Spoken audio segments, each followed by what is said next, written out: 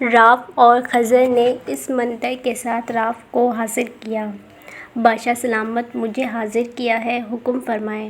Rough تم انتیلا کو سارے معاملے سمجھاؤ۔ انتیلا کو اپنے بابا سے کچھ ایسی طاقتیں ملی ہوئی ہیں، وہ طاقتیں کسی اور جن کے پاس نہیں ہیں۔ مجھے انتیلا کی مدد کی بھی ضرورت ہوگی۔ وہ اپنی طاقتوں کو اچھے سے استعمال کرنا جانتی ہے۔ راف تم ضیاب، جازیل، انتیلا اور امارا میرے سب سے بہترین دوست ہو، جن پر میں آنکھیں بند کر کے اعتماد کرتا ہوں۔ تم سب کے لیے میں بادشاہ بات میں ہوں، سب سے پہلے تم لوگوں کا دوست ہوں۔ کیا تم سب لوگ میری مدد کرو گے؟ راف اس نے جواب دیا، کیسی باتیں کر رہے ہو میرے دوست، تمہارے لیے اور ماہی کے لیے ہم لوگوں کی جان بھی قربان ہے۔ ہمیں پتہ چل گیا ہے کہ ماہی ہی وہ آدم زادی ہے جو اس شیطانی منتر کی کتاب کو ختم کرے گی۔ میں آج ہی جا کر انتیلا کو قید خانے سے آزاد کرتا ہوں اور امارا کو بولتا ہوں کہ وہ ضیاب بابا کو جلد آزاد کروا لے۔ شاباش راف، مجھے فخر ہے کہ میرے دوست بہت ہی سمجھدار ہیں۔ مجھے بتانے کی ضرورت نہیں پڑتی کہ ان کو کیا کام کیسے کرنا ہے۔ امارا کو بولنا کہ استاد محترم کو آزاد کروا کے سرخ غار میں چھوڑ آئے۔ اس غار تک نہ ہی ریمبو نہ ہی اسماعیل پہنچ سکتے ہیں۔ وہ جگہ ان کے لیے بہت ہی محفوظ ہے۔ یہ انگوٹھی رکھو، جب مجھے تم لوگوں کی مدد کی ضرورت ہوگی تو اس انگوٹھی کے ذریعے میں تم لوگوں سے رابطہ کر سکتا ہوں، اور یہی سمجھنا کہ اس ٹائم مجھے تم لوگوں کی بہت ہی زیادہ مدد کی ضرورت ہے۔ میں جانتا ہوں تمہارے انتیلا کے لیے کیا جذبات ہیں۔ میں تمہاری اور انتیلا کی بات استاد محترم سے ضرور کروں گا۔ اب تم جاؤ اور محل کی حفاظت تم چاروں کے ذمہ ہے۔ راف خضر کے پاس آیا اور اس کے گلے سے لگ گیا۔ اس کو اپنی دوستی پر بہت ہی مان تھا۔ خدا حافظ خضر، فی امان اللہ راف۔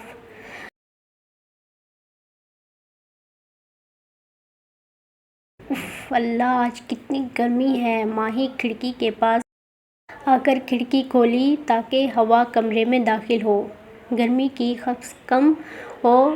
اس کے کمرے کے پنکھے نے بھی آج جواب دے دیا تھا۔ ماہی گرمی کی شدت کو دیکھتے ہوئے کمرے سے باہر آ گئی۔ اس نے خضر کو دیکھا اور اس کے پاس چلی آئی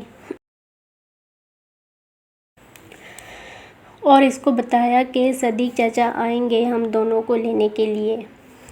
ہم نے ممانی کی بڑی بہن کے گھر جانا ہے، وہ بھی سندھ میں۔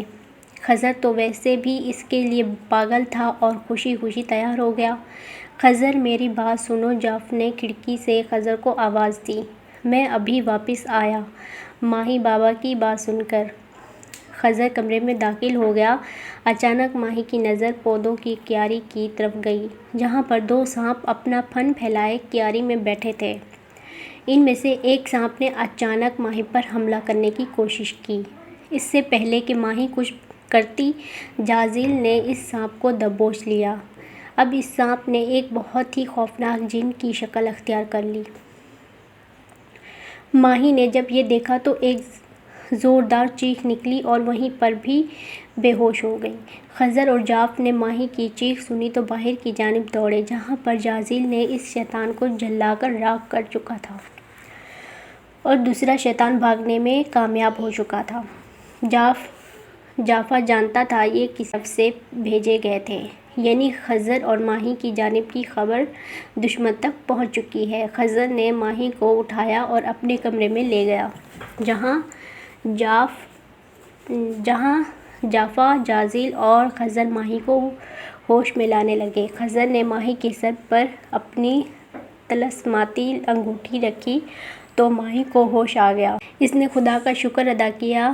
ہائے رے کمبخت محبوب، ذرا سی تکلیف میں ہو تو جسم سے جیسے جان نکل جاتی ہے۔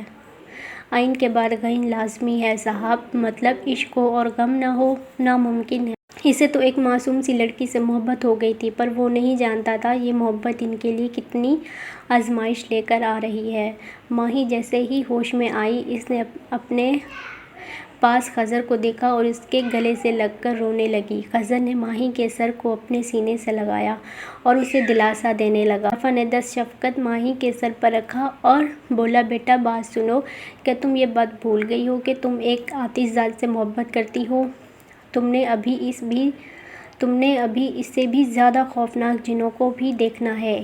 خضر ایک ریاست کا شہزادہ ہے، یہ میری پوری سلطنت کا بادشاہ ہے، میں نے اس کی تاج پوشی کر دی ہے، تم ایک بادشاہ کی بیوی بنو گی، ایک سلطنت کی ملکہ، اس لیے اپنے اندر سے ڈر اور خوف کو نکال دو۔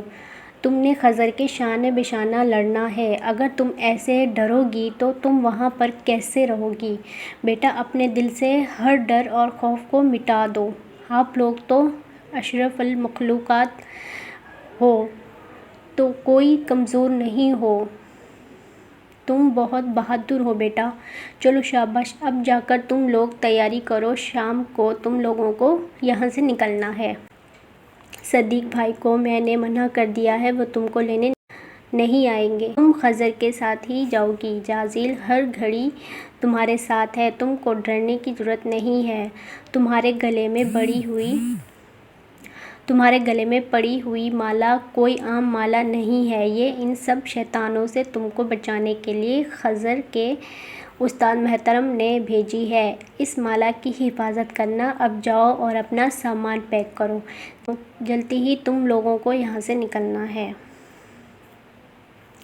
ریمبو میرے بھائی، تمہارے لیے ایک خوشخبری ہے، خضر اور جعفر انسانی دنیا میں ہیں اور خضر کو کسی آدم زادی سے عشق ہو گیا ہے، وہ اس آدم زادی کے ساتھ کسی سفر پر جا رہا ہے، دشمنوں نے اس لڑکی پر حملہ کیا پر خضر کا چمچہ جازیل درمیان میں آ گیا اور دشمن کو مار دیا، وہ آدم زادی اس خضر کی کمزوری ہے، ہم اس آدم زادی پر حملہ کریں گے۔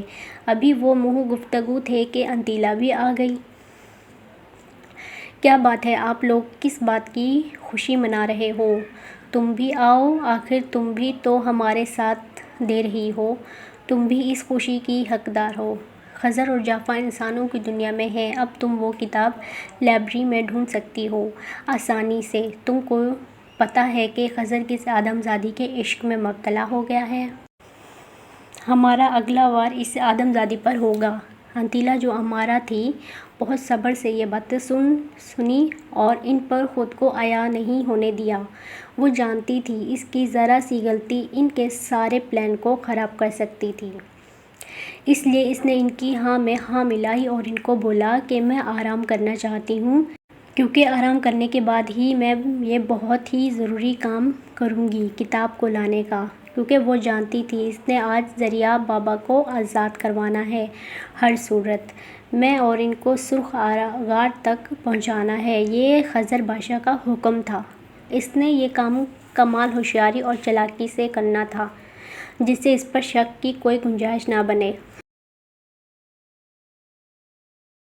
انتیلا میری بات سنو دھیان سے، میرے دوست خضر نے تم سے مدد کی اپیل کی ہے، میں تم کو قید خانے سے آزاد کرنے آیا ہوں، بادشاہ کو تمہاری بہت ضرورت ہے، آج میں تمہارے پاس اپنی محبت کے لیے نہیں آیا، آج میں تمہارے پاس یہ خالی دامن لے کر اپنے دوست کے لیے آیا ہوں، کیا تم میری محبت کا بھرم رکھو گی؟ کیا تم خضر کا ساتھ دو گی؟ تم جانتی ہو خضر جس لڑکی سے محبت کرتا ہے یہ وہی آدم زاد ہے جس کے بارے میں ہمارے بڑوں نے کہا ہے کہ وہ شیطانی منتروں کی کتاب کو ختم کرے گی۔ انتیلا یہ بات سن کر حیران ہوئی، راف کیا تم یہ سچ کہہ رہے ہو؟ کیا وہ آدم زادی پیدا ہو چکی ہے؟ مجھے یقین نہیں آ رہا، میرے بابا نے مجھے بتایا تھا جب وہ آدم زاد آ جائے گا ہم جنات بہت بڑی جنگ لڑیں گے، اس آدم زاد کا پورا ساتھ دیں گے، کیونکہ یہ حق کی جنگ ہوگی جس میں تمام شیطان کو شکست ہوگی، جاؤ راف خضر کو بولو یہ انتیلا اپنی آخری سانس تک تمہارے ساتھ ہے، میں اس حق کی جنگ میں آپ سب کے ساتھ برابر شریک ہوں۔ راف نے یہ سنا تو بہت خوش ہوا اور وہ انتیلا کو آزاد کر کے باہر کی جانب جانے لگا، تب انتیلا نے اسے آواز دی، راف میں آج تم سے اپنی محبت کا اظہار کرتی ہوں۔ اس جنگ میں اور زندگی میں آنے والی تمام آزمائشوں میں میں تمہارے شانہ بشانہ کھڑی ہوں۔ اب ریمبو اسماعیل کی موت بھی پکی ہے۔ وہ اس کتاب کو حاصل کرنے کے چکر میں اپنی جان لازمی گنوا دیں گے، بقول میرے بابا کی، یہ ان کے بڑوں کا علم کہتا ہے۔ راف نے انتیلا کو اپنے سینے سے لگایا اور اس کے ماتھے پر اپنی محبت کی مہر کو ثابت کر دیا۔ ٹرین میں اتنا لمبا سفر کرنے کے بعد وہ لوگ جب اسٹیشن پر اترے تو ماہی کے چہرے سے تھکاوٹ صاف نظر آ رہی تھی۔ خضر اس کے مقابلے میں فریش نظر آ رہا تھا۔ ان کو اسٹیشن پر لینے کے لیے ایک آدمی آیا ہوا تھا۔ اس نے ایک پلے اٹھایا ہوا تھا جس پر ماہی کا نام اور خضر کا نام لکھا تھا۔ وہ دونوں اپنا نام لکھا دیکھ کر اس آدمی کے پاس گئے۔ کیا تمہیں ماہی اور خضر ہو؟ رضیہ بیگم کے ملازم؟ ماہی: ہاں، میں جواب دیا، جبکہ خضر کو ملازم کہنے پر بہت غصہ آیا۔ ماہی کی وجہ سے اس نے خاموشی اختیار کر لی۔ جی ہاں چاچا، ہم ہی وہ ملازم لوگ ہیں جو اتنے دور سے آپ لوگوں کی خدمت کے لیے حاضر ہوئے ہیں۔ ارے نہیں بیٹا، ایسی بات نہیں ہے، میں کون سا مالک ہوں، میں بھی تو ملازم ہی ہوں، میں بڑے صاحب کا ڈرائیور ہوں۔ آؤ بیٹا بیٹھو، دیر ہو رہی ہے۔ وہ دونوں گاڑی میں بیٹھے اور گاڑی اپنے سفر پر چلی گئی۔